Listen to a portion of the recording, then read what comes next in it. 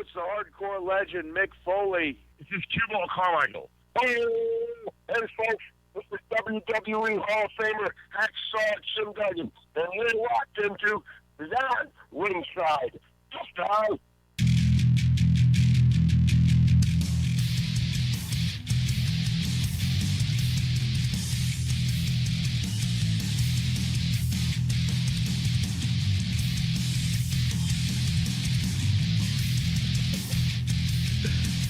I know I've used this intro one time before, and probably one time too many. There are so many ways I wanted to lead off the show tonight, but I just not. Did your brain just die there? What happened? No, it just got log jammed. I ran out of Ritz crackers. Want to say greetings. That was my dinner tonight, actually. Ritz and cheese. I just got through eating a sleeve of garlic butter Ritz crackers, and they are just so good. That's the easy way to say it. Want to say greetings, good evening. How the hell are you? Welcome into Beyond Ringside Live Tuesday night, 12th day of January 2021. From the Igloo, which is what I called it last year when the heat actually didn't work this year. Part of the heat still works, and it feels comfortable. From the Quart Low Media Distribution Studios in Birmingham, Alabama, I'm Fast Eddie Layne. Welcoming in tag team partner Mark MaBo Bowman. Hey, Eddie, did you hear about the blah, blah, blah, blah? Yeah, I can't find it. Mm-hmm. It was funnier this time than the first time he told the joke for real. Welcoming in tag team partner, the president of wrestling, Phil Stamper. There are times I want, like, half of our pre-show conversation to actually be the show. And that's it. Like, not even to go into anything more than what we just talked about. Yeah, I know, because I'm going to hang that carrot out there and just let it see how long that dries out. Well, down here, considering it's 32, it ain't going to dry. It's 31 degrees out there right now. It's not going to dry out. It's just going to freeze. How is it warm? I mean, I know I'm, like, along, like, you know, the bay and the ocean and stuff, but, like, it shouldn't be that much warmer considering I'm that much more to the north of you. Yeah. But it's, like, we're hanging in the upper 30s right now. Yeah, it just depends on where the jet stream sits. Yeah. Because we've got another winter storm on the way through, and it's funny because about 30 minutes north of the Court Low Studios, it was snowing. And points north of that were snowing, as in ground coverage, car coverage, leaf coverage. Unless, of course, you're in the Garden of Eden, then it'd be fig leaf uncoverage. Figured that one out sometime, kids. Thank you to everybody tuning in this evening through BeyondRingside.com, ProWrestlingRadio.net, the Beyond Ringside Sports Radio channel on TuneIn, and all the other different ways. I think there's like 16. Sometimes I actually get the analytics from them, but half the time I don't. MaBo, you okay over there? Stroke.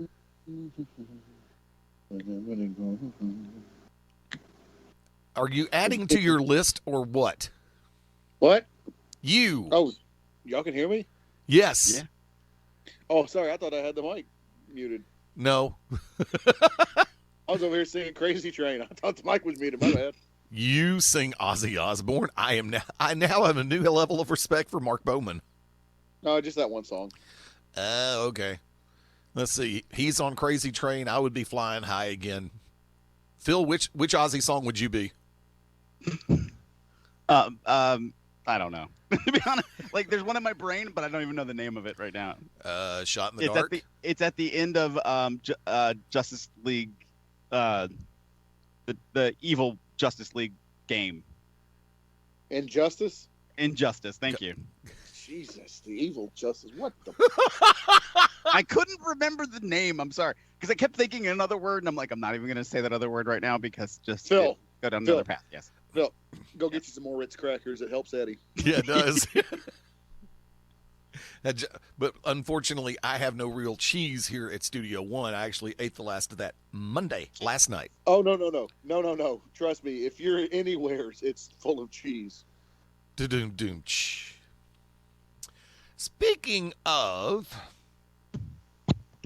having survived the cheesiest year ever, and I would like to thank Ted Guinness for the line of the week, which I'm sticking with and stealing, considering what last Thursday was, the 7th. Guinness led off with, well, I've gone through the 7-day free trial and I want to cancel my subscription to 2021. I agree. Yeah, that's fair. Unfortunately, I signed up for the 30-day trial. So it's like, damn it. I still got 2.5 weeks to go. There were some things that we kind of inadvertently left off on Best of 2020. And I know, MaBo, you still said you had a few left to play with. And I'm going to flip in your direction to lead things off.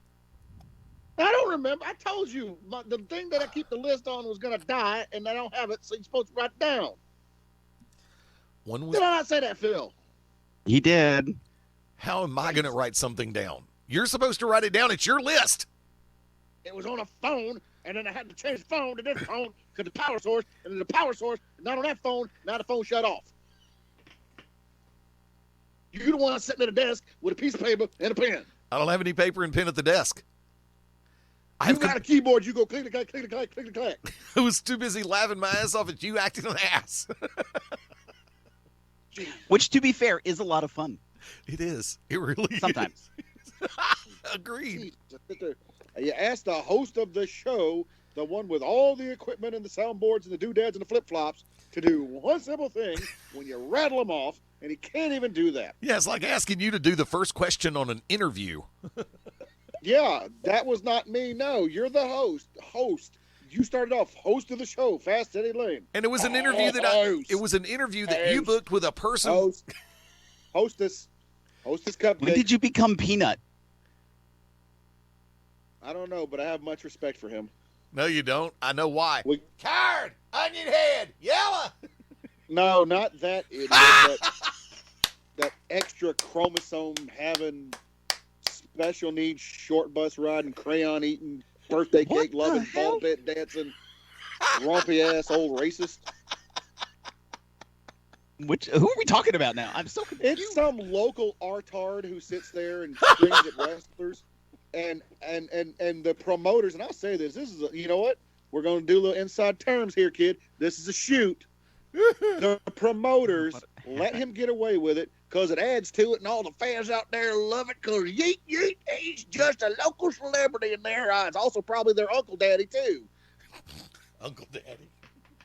Any promoter that encourages idiot fans like Peanut to go out there and scream at them and almost attack the wrestlers, charge the guardrails, and do any other thing unbecoming of what normally you would do for the safety of both the fans and the wrestlers, you are a horrible promoter / owner. I said it, don't care.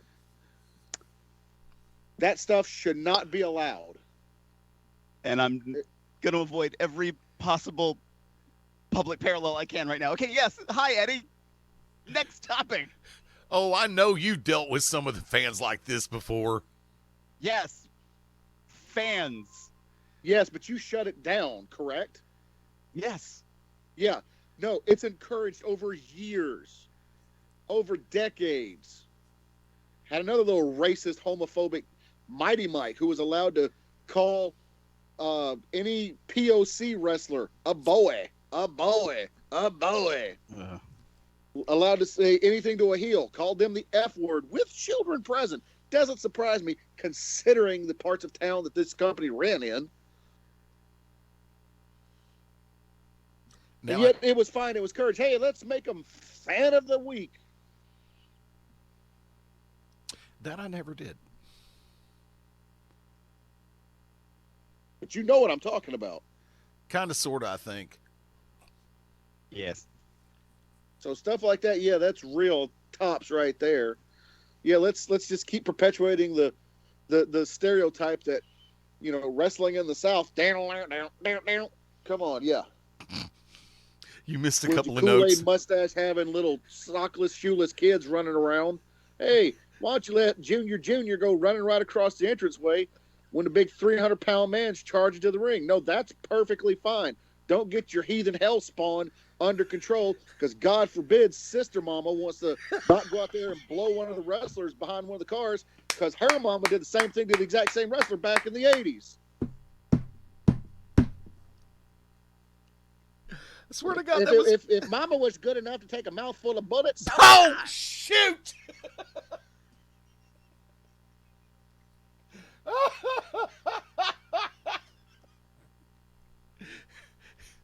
And we ain't stopping.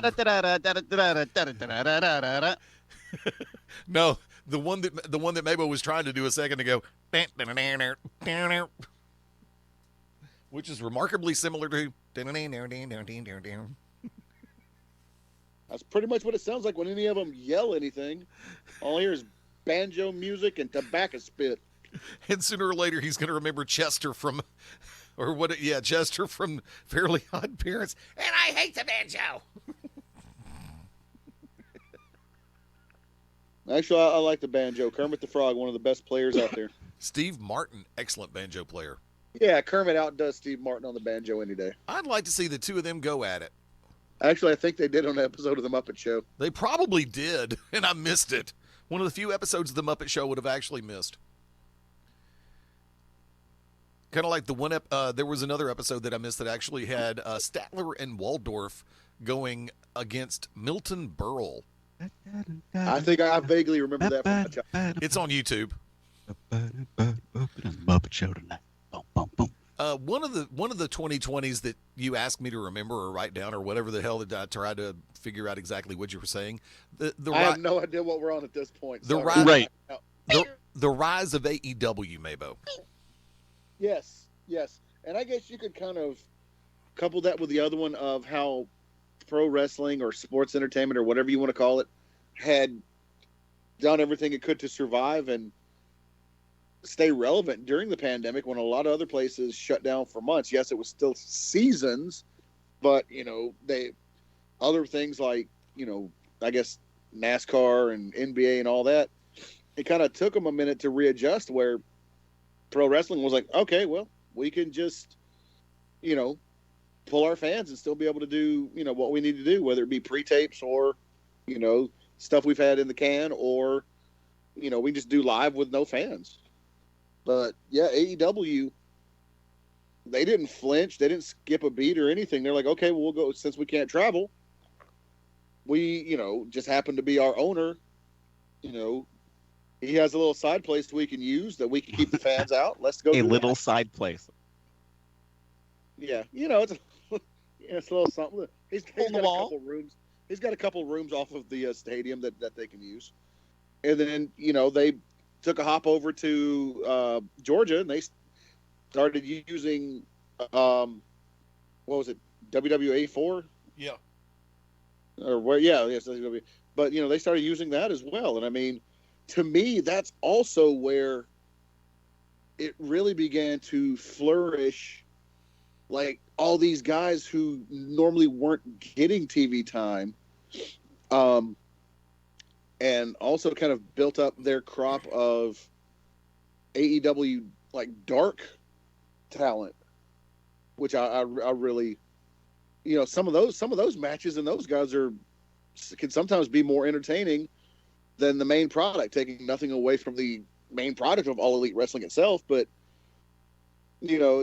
it's kind of fun. It kind of harkens back to the days of Superstars and Wrestling Challenge and all that, to where you can see, these, I'm not even going to say enhancement talent. I mean, these are all guys. If you go and look, it's a lot of names that regionally have had a lot of success, and now they're getting featured on a larger stage. But yeah, I just think it's how pro wrestling itself really thrived and survived. I mean, we birthed the cinematic matches out of this pandemic, and I mean, they're still going to this day. I mean, I'm sure that the Royal Rumble will have something, probably something involving Orton and Triple H. I know coming up with Impact's Hard to Kill. I don't know how. I kind of wish I hadn't canceled my subscription to Impact Plus, but government hadn't sent me enough money yet. So, but I am interested to, and this would probably be a fitting last hurrah. Spoiler alert for those who don't know: Ethan Page, to the best of my knowledge, has not re-signed with Impact, but we're going to get to see. What's that? But has Karate Man? Well, I was getting that spoiler alert. Damn it, Philip. Sorry. We're going to see the Karate Man versus Ethan Page coming up at Impact's Hard to Kill this Saturday or Sunday. One of those. January 16th. You're right. Saturday? I think it's Saturday. Yeah, Saturday. And then Yeah, a week later we have what? Well, unfortunately, I forgot their little Impact Plus special. I forgot about it last Saturday. I could have watched that for free, but totally forgot about it until halfway through. But we got cinematic matches. We got people who, because of the pandemic, you never thought we would get to see pushed into more prominent roles. So, hats off to pro wrestling in general. I mean, yeah, there's a lot of companies that once their pre-tapes ran out, like the NWA and MLW and a couple others, Ring of Honor, they maybe took a couple of hits, but I mean, they're bouncing back nicely. Like they had enough to cover them until they could kind of get an idea what they wanted to do. New Japan, they were on top of everything. They're like, okay, well, we can do this, this, and this. So, hats off. So to every company, both worldwide and even local. I mean, now granted, I've been to some shows on the local level, and we could be a little bit stricter, not naming any names or any companies. I'm talking about like local in our area, Phil. Not going to name the names because he's a good guy, but definitely not 6 feet apart. Definitely not masked up. Definitely nothing. No precautions were taken to ensure the safety of the fan or the wrestler / performer / commentator, whatever. Because you look around and you're like, oh, wow. Well, I guess their inbreeding has helped them be immune to stuff like COVID. No, now in my case, I think I've drank enough over the years to where COVID looks at me and goes, "Yeah, no, we go the other way." Well, I'm just wondering because apparently in some parts of Alabama, I mean, I don't know exactly how COVID works, but I know if you nostrils and lungs and everything all that, but I just don't know how safe it is and if it's effective if it passes through gills. And judging for some of these fans, they have gills. Drinking that much. That inbred. Alrighty then. Wow, heel turn tonight. This definitely web-footed, just cross-eyed. Continue.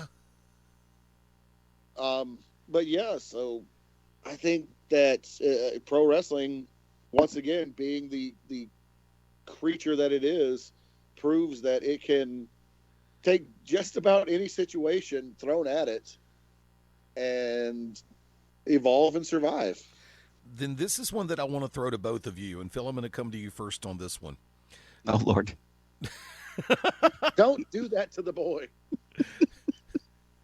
You sure you're ready for this? When things, okay, granted, NXT has folks around the ring. AEW has folks around the ring and fans in the stands. Mm-hmm. None of the other shows currently have active fans physically at the show, to my knowledge. On the national level, right? On the national level. Yeah. Ring of Honor, Impact, MLW. I was just about to say MLW was the only other one I hadn't seen actual footage of yet, so I wasn't sure. As well as CWF from Hollywood. Right. I'm not sure if they have a crowd, even if it's like distanced or not. I'm not sure. Wouldn't that also incorporate NWA Shockwave? Is NWA? I don't. Are they filming? Honestly, I don't know if they're actively filming at this moment. I was sitting there like, my bad. They've got to be, but if they're showing it on YouTube, they're on episode. That's what I thought. Okay. Well, I know that. Okay, kind of like. Oh wow. I just had 6 things hit my brain at once. Ritz crackers not included. Where I was going. Ritz crackers, squirrel, squirrel, squirrel. Yeah, pretty much. Ooh, mosquito. Based on what you've seen on social media, all the way across the board, do you personally feel that fans were forgiving of wrestling promotions in this circumstance, especially those that started out or continue to have no fans in the seats? Do you feel that they got fed up too quick and a lot of them went away? I'll leave it at those two. I know it really depends on the. There's more choices that can be thrown out there, but right. Or if you want to go away from either one of those, feel free. I really think it depends on the place, because you look at some companies that seemingly didn't have an issue because when things were coming back to start running, we were getting into summer when comparatively COVID rates were lower, right? And people were able to physically distance while outside, so you weren't in close quarter contact. And then as people started to move back inside, you saw sort of like this weird split of some people going, "Whoa, bro, that's way too close," and other people going, "Well, why should I have a mask at all?" So you had like these weird splits. Yeah, these really, really, really weird splits. And that just, as I think about it in the other perspective too, like I'm in Maryland and I'm a part of MCW Pro Wrestling, and I at least 2 fans every week are like, "Hey, we don't understand why you aren't having events." And it's like, well, the state will not allow us to have it. What are you talking about? Like, I can see these events happening in Tennessee, and what about all this stuff on IWTV and Ring of Honor's filming in a bubble? It's like, we know that, but the state won't let us do it. Well, that's kind of like with Absolute Intense Wrestling. They're based out of Ohio. At the time that I last remember hearing, Ohio wasn't allowing any shows. So they bopped over to Indiana. Right. But, their fans were like, when are you guys going to do this, that, and the other? When are you guys do this? And owner John Thorne, he was just like, he's like, we can have meetings with the state and the commissions and all that stuff. He's like, but honestly, he's like, we could say we're going to do this, that, and the other. We could plead our case, but ultimately it's up to the state and the athletic commission. It's not up to anybody else. If they don't want to have events, and it's more than just pro wrestling, it's also concerts and comedy club and all this other stuff. So folks have to realize there are regulatory situations that are out of promoters' hands, and that's the one time I'll definitely back any promoter when I say that, get off their nuts. You don't think that these guys don't want to run shows and make money? You don't think they don't want to keep their brand going? They're trying everything possible, but overall, if the state and or the government say nay, there's nothing they could do. They have to either, like with the case of Absolute Intense Wrestling, go over to another state that is going to allow it, or run a show and run the risk of getting shut down, getting fines, getting sued, going to jail. Well, also there's another one I want to throw in there too, because when people are looking and seeing Ring of Honor and MLW coming back, and Impact never stopped, and AEW never stopped, and WWE never stopped, I'll go with AEW and WWE first, and in Raw, SmackDown, and NXT all under one umbrella as WWE, a corporate entity. Most companies don't have their budget. Most companies don't have a billionaire at the helm that can afford to have testing on staff, support personnel, and in-ring talent multiple times throughout the week. Some pro wrestling promotions got by, to utilize the expression, by the skin of their teeth for the longest time before COVID. And there is virtually no way, unless you're going to use Legion Field in Birmingham for social distance or physical distancing. I hate social distancing. I just hate that. I've come to hate that phrase. So I use physical distancing. Unless you're going to use a facility that big, or the BJCC Arena, which is up for renovations. Right now, part of it's open air, so it'd be really easy. Because smaller venues, like your traditional National Guard Armory, where you might put 250 people in seats pre-COVID, you're going to be lucky to get 50 in there with distancing in place. A, that cuts into payroll. B, that cuts into budget. Similar yet different. And to be able to, if you're running even on a regular basis, to be able to afford testing in any capacity whatsoever. See, this is where, okay. Deep breath, everybody. See, this is where the Alabama Athletic Commission could have actually come into play and done something useful instead of just being the money grab that it was. Because legitimately, I'm going to go there. If you have long-form promotions that have run, like I said, I used the word long-form a little bit early in the sentence, then the commission, based on the fact that these promotions have been shown to be steady and not just fly-by-night, they could have done something to assist with testing other than just pocket all the damn money, which I'd love to see their final fiscal report card probably be an H, because damn F isn't low enough. But this is where, like I said, and I know that there is a great number of people that feels that government could be doing more as far as the assistance with certain companies, corporate entities, small businesses, all of the above. That's always going to be the case. It was like that before Corona.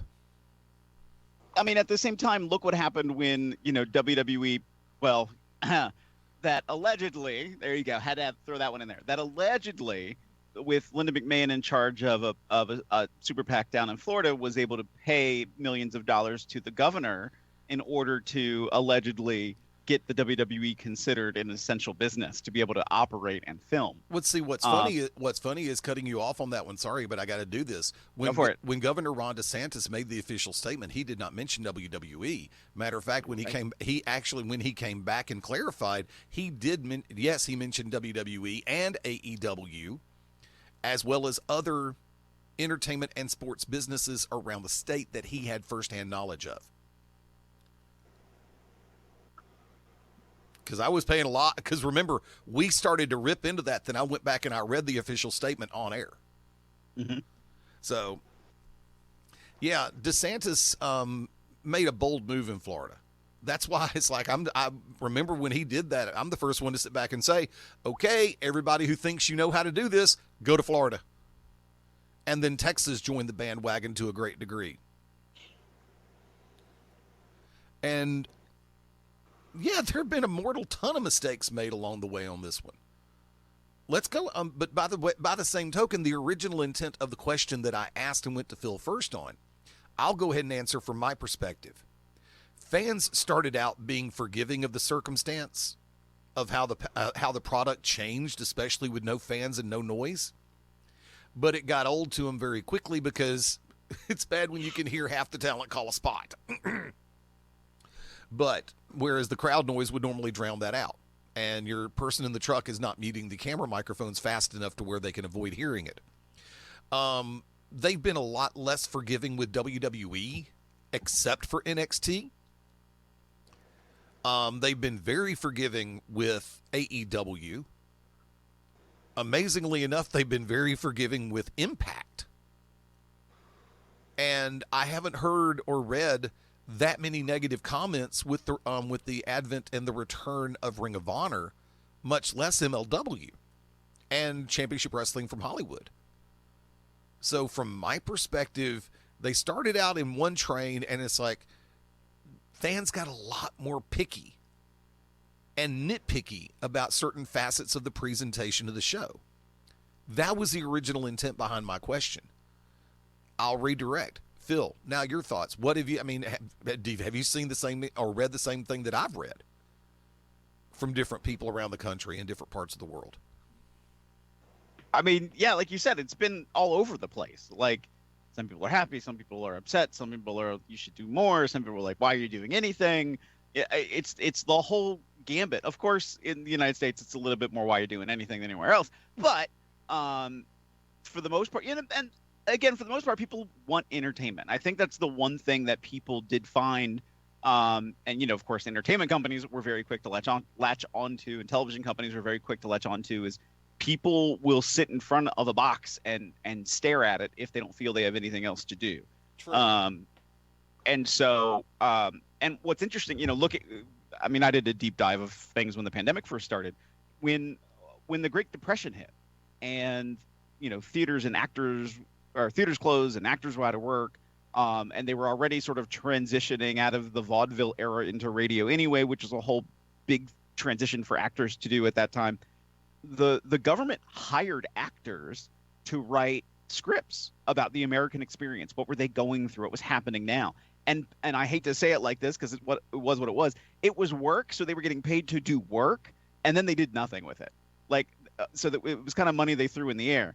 Until about 5 years ago, I might have the date wrong, a group of professors at a university found literally boxes of these Depression-era scripts in the back of an airplane hangar. Damn. But they were written because the government was like, we know people want something. We know they want just to be fed things, to be fed entertainment. And if we don't keep them entertained, we're screwed. Okay. MaBo, same question, your direction. Fan response throughout the course of the pandemic. I think to me, they just kept holding on to see what would happen, to see how things would play out.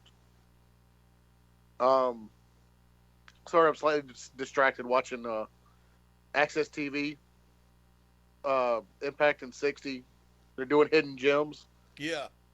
And they're showing a match from 2009. It's the Motor City Machine Guns against a very fresh-faced looking Naito, and it looks like Yujiro from the Bullet Club as a tag team. Anyway, because I do remember at one point, I think Yujiro and Naito were a tag team in Impact or TNA, right, or whatever it was at that point. But anyway, like I said, I think fans just kind of hung around, but to me, it wasn't lack of crowds or noise or anything. I think it was, at least in the WWE perspective, it's just things became like uninteresting and stale and just bland, and very few things were there to hold their attention. I think kind of what kept AEW from going in that same direction, other than being a new company with new faces and everything, it was though when they started putting wrestlers around ringside, especially like that the WWA4 days or whatever it was, when they first really started putting fans around ringside, or other wrestlers around ringside. It was just like, oh, that's pretty freaking cool. And this is long before WWE even had, trainees or NXT guys or whatever you want to call them. This is long before WWE even thought about doing that. Right. I think that also, it really did help because, yes, it wasn't, what you would say would be the normal fan interaction for a while before WWE did anything. AEW was doing it. You at least had some form of cheers and stuff, but I think overall, honestly, it became, in the WWE instance, it just became things. I would say a rut, but that means they would have been having to do that for it to be a rut. Would have mean they would have had to been repeating the same thing. But Yeah. it was just it was like they just became they were like, okay, well, since we don't have fans in the stands, why should we even try? In other words, almost a defeatist attitude. Yeah, I wouldn't say defeatist, more of a Apathetic. yeah, just like, hey, no matter what, we don't have fans in the stands, so it doesn't matter how they react. We could, if we want to, and eventually they did, we could control the noise. If we want cheers behind this person, we don't have to put a damn person in this room. We could just hit a cheer button. We could hit a boo button. We could hit a chant button. We could do whatever we want because you're not here. So it wasn't even that. It was just they were like, well, we're going to put on TV whatever we want, and you, the sheep, are going to watch it because you have become so programmed and so trained to watch this, you're not going to have a choice. And guess what? They very quickly realized the fans do have a choice. Exactly. You got to realize when this started happening, All Elite Wrestling itself with the television show and all that hadn't really even hit a full year. Right. But now it has. I mean, let's be honest. Back when, Dynamite was running, you could go back and look at pictures. The crowds wasn't that full.